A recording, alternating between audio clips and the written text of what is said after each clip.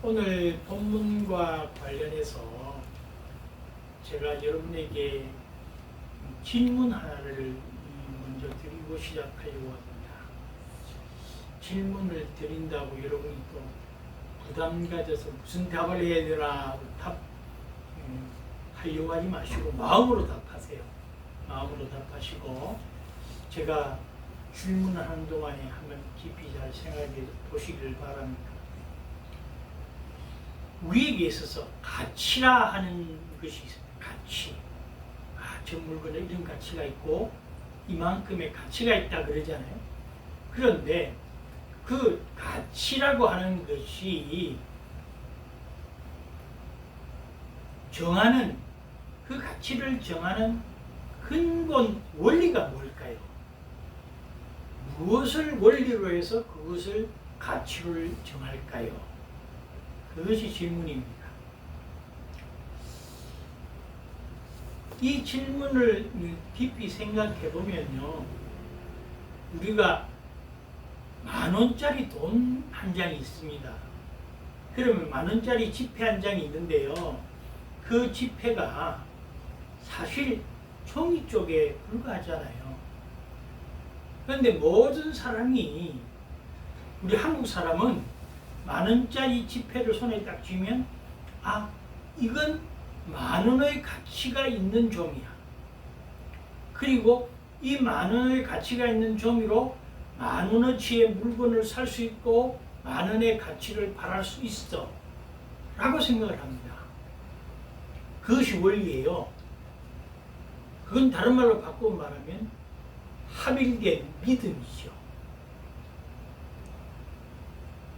종이 조각이 지나지 않지만은 10,000원짜리 지폐 한 장이 10,000원의 가치가 있다고 누구나가 믿고 있기 때문에 통용하는 것입니다.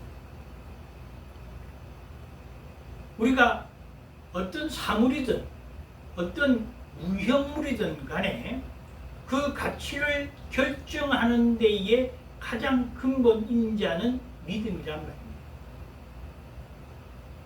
이것이 만약 가치가 있다고 생각하면 우리가 믿음으로, 혹시나 여러분 어디 가서 10,000원을 주고 뭐 물건 하나 샀는데 10,000원짜리의 가치를 주고 샀다고 내 돈을 지불하고 사갖고 왔는데 그거 보니까 물건이 10,000원이 아니라 1,000원짜리보다 가치가 없다 그러면 앞으로 그 상점, 그 물건을 사는 믿음이 떨어져서 통용되지 않습니다. 우리와 하나님과의 관계도 그래요. 우리가 하나님을 믿는다라고 할 때에 하나님은 이만큼의 가치가 있는 분이라고 우리는 이미 상정해놓고 믿고 있습니다. 그런데 역으로 하나님이 우리를 바라볼 때 너는 내게 있어서 이만한 가치가 있으니까 내가 너에게 이만한 가치의 효과를 발휘할 수 있는 인생의 길을 열어주겠다라고 생각을 하고 계시는데, 우리에게 넘치도록 주셨는데 우리가 그 믿음에 부합하지 못하고 다른 짓을 한다면 하나님께서 우리를 믿어주시겠나? 우리도 역시 하나님 앞에 믿음으로 나아갈 때에 우리가 하나님 앞에 기도하고 간구하고 그분을 믿는다고 나아갈 때에 우리의 믿음이 어느 정도 되어야 되는고 하면, 그냥 10,000원짜리 지폐 하나 내서 이건 당연히 10,000원짜리의 가치가 있다고 생각하고 다른 것과 바꾸는데 아무런 그걸 생각하지 아니하듯, 우리 하나님은 나의 하나님이여 나에게 모든 것을 해주시며 나를 인도하시는 분이라고 생각하는 그 믿음을 갖고 있는 사람은 하나님에 대해서 전혀 다른 생각을 하지 않습니다. 그렇게 안 해주셔도 하나님이 내게 주시는 가치가 이것이라고 생각하고 감사한 것이고요. 세상 사람이 바라볼 때 너는 왜 복받지 못하냐고 하지만 내가 복받지 못했다고 하는 그 수준이 지금 하나님이 내게 가치를 인정해 주는 복이라고 생각하는 사람은 절대로 믿음이 흔들리지 않습니다. 오늘 가치 판단의 기준이 믿음이라고 하는 이야기를 여러분들에게 먼저 드린 것은 오늘 본문 누가복음 3장 7절에서 14절에 있는 말씀을 보면서 먼저 7절과 8절을 보시면 세례 요한이요, 세례를 받으러 나오는 무리들이 많이 있었습니다. 요단강에서. 그런데 그 무리들이 세례를 받으러 오니까 그들에게 요한은요, 예수님 바로 6개월 전에 온 구약의 마지막 선지자입니다. 신약에 기록되어 있지만 구약의 마지막 선지자가 세례 요한이거든요. 세례 요한이 지금 구약의 선지자와 똑같이 사두개인 바리새인을 비롯한 모든 무리들이 세례를 받으러 오는 것을 보고 독사의 자식들아 그러면서 아주 엄한 말로 먼저 그들에게 표현을 합니다. 그러면서 누가 너희에게 일러 장차 올 진노를 피하라 하더냐, 그렇게 지적하십니다. 요한이 구약의 마지막 선지자로 이렇게 지적한 것에 관한 내용은 뭔가 하면, 세례라고 하는 것은 뭘 전제로 하는 것이 세례입니까? 세례는 회개를 전제로 합니다. 회개 받는다는 것은 세례 받는다는 것은 이제 내가 세상 속에서 지었던 모든 죄를 이 세례 물세례를 통해서 다 씻음 받고 이제 온전히 하나님 앞에 바로 서겠습니다 라고 하는 서약과 표현이 세례인 것이에요. 그러면 이 세례를 받으러 나오는 무리가 어떤 마음으로 나와야 되겠습니까? 내 죄를 사함받아 주님 앞에 바로 세워져야겠다라는 마음으로 나와야 되는데, 지금 세례 요한이 이들을 향하여 쓴소리를 하면서 너희가 장차 올 진노를 피하랴 그러기 위해서 여기 왔느냐, 이걸 먼저 지적합니다. 세례는 회개하여 주님 앞에 바로 세워지기 위해서 세례를 받는 것이지요. 세례 받았다고 내가 앞으로 올 진노, 다시 말하면 심판 앞에서 면제를 받을 수 있는 조건이라고 나온다면 그건 세례의 의미도 아니고 믿음도 아니라 그런 말이에요. 하나님과의 관계에서 믿음으로 하나님의 존귀한 가치를 높여드리면서 그분이야말로 나를, 죄를 씻어주실 수 있는 구세주이여 능력자라는 것을 인정하지 않고 그저 벌벌 떨면서 앞으로 나를 심판할 때 심판을 모면케 해주시는 분이라고 가치를 생각한다면 잘못된 것이에요. 그래서 심판을 모면하려는 방편으로서의 세례가 아니라, 그 다음 8절에 보면 두 가지를 얘기합니다. 그러므로 회개에 합당한 열매를 맺고, 합당한 열매에 대해서는 뒤에 다시 한번 보겠습니다만은 여기 회개하라는 말이에요. 너희들이 나올 때 회개로 나와야지. 그래서 세례 받아야지. 심판 면하고 아주 그냥 경미한 방법으로 어떤 혜택이나 있고 그러려고 세례 받겠다고 나오는 것은 그건 세례의 참 의미도 아니거니와 너희는 하나님 앞에 정죄받을 수밖에 없다, 그 말씀을 하는 거예요. 그러면서 세례 받았다고 구약에서 이스라엘은 나의 백성이라고 하나님이 성민 삼아주신, 선민으로 택하시고 거룩한 백성, 성민으로 삼아주신 그것만 믿고 있으면 구원받는다? 아니라 그 말이에요.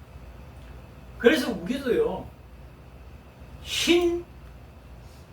선민의식을 버려야 돼요. 이게 교회 나가니까, 세례 받았으니까, 내가 집사니까, 장로니까, 권사니까 나는 구원받았어가 아니라 그 말이에요. 직분이 직책이 구원하게 해주는 것도 아니고요. 세례는 용서일 따름이라고 말이에요. 그런데 세례받았다고 나는 구원받았다가 아니에요. 구원받으려면 먼저 철두철미한 회개가 있어야 된다는 걸 전제했죠. 그 다음에 나는 이것이니까 이제 내 마음대로 살아가도 된다라고 하는 선민의식을 빨리 보여야 된다. 신선민 사상이요, 우리 교회 안에 얼마나 팽배한지 몰라요. 나는 교회 다니니까 구원받았다가 아니라 나는 하나님을 진실한 나의 하나님으로 믿으니까 구원받을 것이다라가 정답이란 말이에요. 그래서 너희들이 선민의식 정도를 생각하는 것은 이 땅에 지금 굴러다니는 돌들로도 하나님이 명하시면 다 아브라함의 자손인 선민의 모습을 갖추게 될 것인데, 너희들이 그렇게 굴러다니는 돌과 같이 똑같은 행동하지 말라. 온전히 하나님의 뜻 가운데 회개하고 하나님의 영광을 나타내기 위해서 그렇게 세례의 자리에 나오기를 바란다 하는 것입니다. 그러면서 9절에 가보면 이것이요, 하나님의 심판이 지금 임박하게 앞에 놓여 있다는 것을 얘기합니다. 곧 온다는 것입니다. 저도요, 한 70여 년을 이렇게 살아보니까 어떻습니까, 여러분? 심판이 이렇게 빨리 올 줄 몰랐어요. 항상 40대, 30대 발발할 줄 알았지. 지금도 생각은 아직도 내가 수능을 다시 보고 학과를 다른 데를 가서 이런 것으로 꿈을 한번 펼쳐봤으면 좋겠다라고 하는 생각을 다 가지고 있어요. 그런데 어느덧 이제 황혼에 뒤틀어서 하나님이 부르실 심판대 앞에 설 날이 가까우고 있습니다. 그 말을 오늘 이렇게 얘기합니다. 이미 도끼가 나무 뿌리에 놓였으니, 이미 심판이 나무 뿌리에 놓였다는 말은 뿌리 찍어내면 어떡해요? 나무 전체가 넘어가는 거 아니에요. 그러니까 하나님의 심판의 도끼가 우리 인생 앞에 딱 놓여져 있단 말이에요. 그러면서 좋은 열매 맺지 아니하는 나무마다 찍어가 아니고 찍혀 수동입니다. 불에 던져지리라. 열매를 잘 맺지 못하면 우리는 하나님의 심판 앞에서 버림을 당한다. 여러분, 이게 얼마나 엄미하고 무서운 경고임에도 불구하고 우리는 죽음이라고 하는 심판을 멀리만 생각합니다. 어떤 때로 보면 막 시장통에서 악다구니하고 돈 1,000원, 10,000원 갖고 그냥 싸우고 막 그런 모습들을 옆에서 가만 보면 어때, 저 사람 내일 죽을 것이다라고 생각하고 있겠냐 그 말이야. 천년만년 살 것처럼 생각합니다. 저는 목사님들하고 얘기할 때도 그렇지만 저 자신도 그렇습니다. 어떤 때 참 성도들에게 어떤 말씀을 잘 들려줘서 정말 구원의 참된 길을 걸어가게 할까 생각을 하고 있지만, 설교가 안 풀릴 때 저는 시장으로 갑니다. 그 치열한 삶의 현장 속에서 과연 구원을 저 사람들에게 무슨 메시지를 던져야 구원의 참기를 생각하고 저렇게 언성 높여 싸우는 것도 온유 겸손해질 수 있고, 저렇게 분을 참지 못하는 것도 마음의 진정함을 얻을 수 있게 할 수 있을까? 제가 하는 것은 아니지만 주의 성령의 말씀이 이들의 마음에 어떻게 들어가 변화시킬 수 있을까? 그런 생각을 하면서 말씀을 생각할 때가 있습니다. 그렇게 지금 곧 심판이 임박해서 우리 인생 개인적으로 심판도 그렇고 또 이 세상의 종말도 곧 올 텐데 우리가 그 앞에 서는 날 우리는 주님을 뭐라고 부르시며 답하겠느냐. 너희들 제발 경성해라 그 말씀이에요. 그랬더니 10절 이하에 10절에 먼저 임박한 심판 앞에 놓인 우리의 모습을 생각하면서 그게 이제 가슴에 와닿기 시작했습니다. 그러니까 무리가 물어 이르되 그러면 우리가 무엇을 하리까? 어떻게 해야 이 임박한 심판에서 벗어나고 하나님의 구원의 자리에 들어가며 하나님의 백성으로 살 수 있겠습니까? 그렇게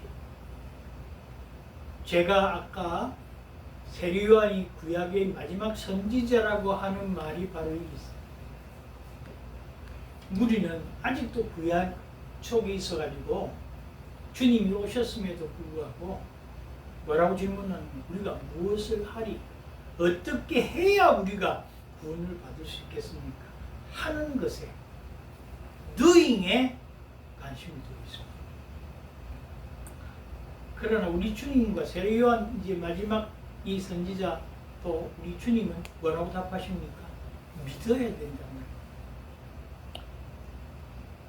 우리가 모든 걸 내려놓고 가치 판단의 기준이 우리 주님이면 그 주님이 그 가치가 아까 10,000원짜리 얘기했지만 수억만금의 가치 있는 주님을 내가 믿어야 되는 거예요.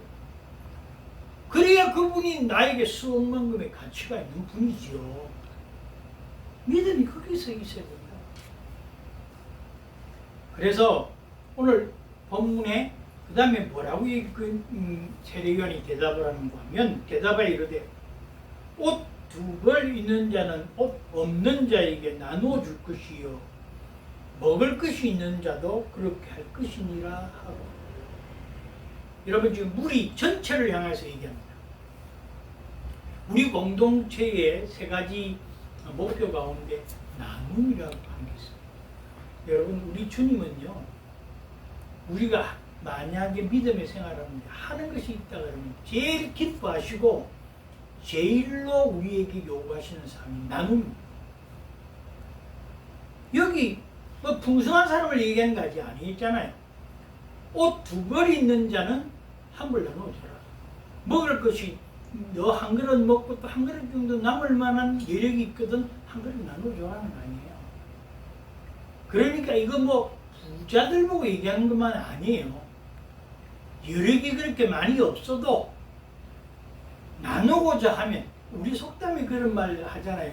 콩 한 조각도 하나도 한 알도 열이 나눠 먹을 수 있다.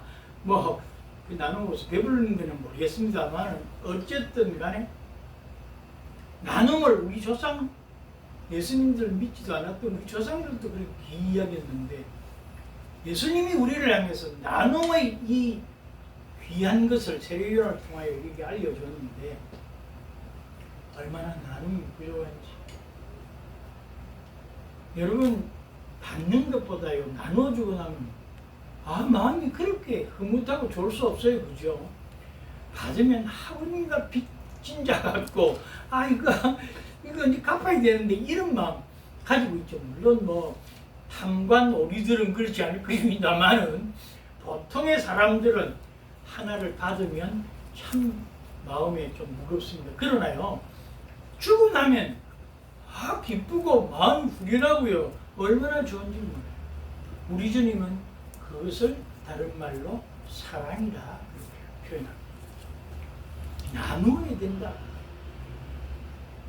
여러분 우리가 아까 회개로서 우리의 모든 죄 씻음을 받은 자들은 나눔의 기쁨, 나눔의 사랑, 나누어 더불어의 사랑을 가지고 있어요.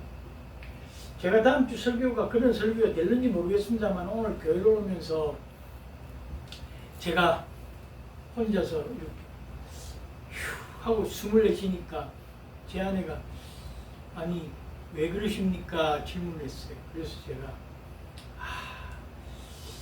내 인생을 살아가면서 나를 스치고 지나간 사람들과 나와 함께 머물고 있는 사람. 좀 철학적이긴 합니다. 그러나 스치고 지나간 수많은 사람들 가운데는 내게 도움을 준 사람도 있고, 나를 거슬려 간 사람도 있고, 나를 반대한 사람도 있고, 여러 사람들이 있습니다만, 그 사람들보다 더 중요한 것은 바로 지금도 내 옆에 계속해서 머물러 있는 사람. 그것이 나에게는 참 얼마나 중요한 사람일까. 성경 가운데서 보면 예수님이 십자가에 못 박히기 전까지 그 수많은 오크로스 무리들이 모여서 주야 선생님이여 랍비여 하며 그를 받들었지만 막상 십자가 앞에 끝까지 함께 머물러 줬던 사람이 누군가? 제자들도 아니고 여자들 몇 사람이 없잖아요. 우리가 이런 것들을 생각해 보면 우리 주님께서 나눔과 함께하니 얼마나 중요한 덕목인가.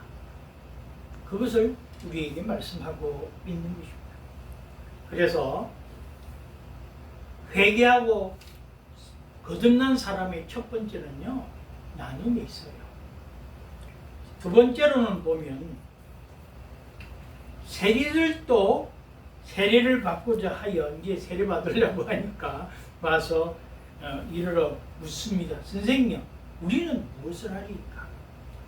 세리는 그 당시에 죄인이고 또 뭐 세금 국가에 바칠 것 외에 자기가 먹을 걸 더 붙여서 이렇게 세금을 걷어들이고 했던 사람들 아닙니까?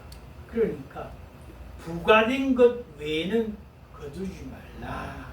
그렇게 말씀합니다. 자, 첫 번째는요, 나누려 했잖아요. 두 번째는 탐심을 버리는 것입니다. 안분지족이라는 말 제가 자주 쓰잖아요. 분수에 맞게 그냥 그렇게 사는 거지. 분수에 넘치게 사치하고 분수에 넘치게 가지려고 하는 것, 그게 탐심입니다. 탐심을 버려 부과된 것 외에 자꾸 거기에 눈 돌리지 말아라 말이에요.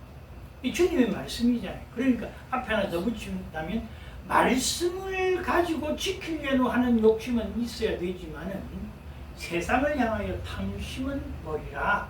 그렇게 말씀하고 있죠. 세 번째로 보면 군인들이 이제 와서 묻습니다. 자, 이때에 대표적인 권력가라고 볼 수 있겠죠. 아까 세리는 죄인의 대표라고 한다면 이제 권력가의 대표가 와서 질문을 합니다. 그러니까 우리는 무엇을 하리까 하며 이르되 사람에게서 강탈하지 말며 거짓으로 고발하지 말고 받는 급여를 족한 줄로 알라. 권력을 가진 자에게 말합니다. 권력은 남용하지도 말고 오용하지도 말라. 넘치게 권력을 사용하려고도 하지 말고 권력을 잘못 사용하지도 말아라. 그 말씀을 하고 있습니다. 그러니까 우리를 향하여서 얘기하는 세 가지 세례요한의 외침은 먼저 전체적으로는 나누어라. 약하고 힘들어도 욕심과 탐심을 부리지 말아라. 혹간 네가 권력을 갖고 있고 힘센자가 되어도 그것을 남용하거나 오용하지 말라. 그렇게 말씀합니다. 이 모든 것을 다 합쳐서 우리 주님은 한마디로 얘기하는 것이 있습니다. 그것이 무슨 말일까요? 내가 너희에게 새 계명을 주노니 서로 사랑하라. 주님의 계명은요, 서로 나만 사랑하는 것이 아니라 상대도 내 마음과 같이 동일하게 사랑하는 마음이 오고 가면 이 문제는 다 해결된다고 말이에요. 탐심을 가질 일이 뭐가 있으며 권력을 남용할 일이 뭐가 있으며 나누지 못할 일이 뭐가 있겠느냐 말이에요. 더불어 함께 사는 사회는 사랑의 사회요, 주님이 서로서로 사랑하는 계명의 세계인 것입니다. 오늘 회개에 합당한 열매를 여러분 이 세 가지 그리고 종합적인 사랑이라고 하는 문제로 네 가지를 놓고 여러분이 잘 생각해 보시면서 정말 나는 나눔이 있는 삶을 살고 있는가? 나는 욕심과 탐심을 버리고 사는 사람인가? 나는 권력 좀 있다고 유세 떨고 남용하고 오용하고 사는 사람인가? 더불어 함께 잘 살아가는 사람인가? 이걸 깊이 한 주 동안 묵상하시면서 하나님이 주시는 큰 은혜에 큰 복의 사람들이 다 되시기를 살아계신 우리 주 예수 그리스도 이름으로 간절히 축복드립니다. 기도하시겠습니다.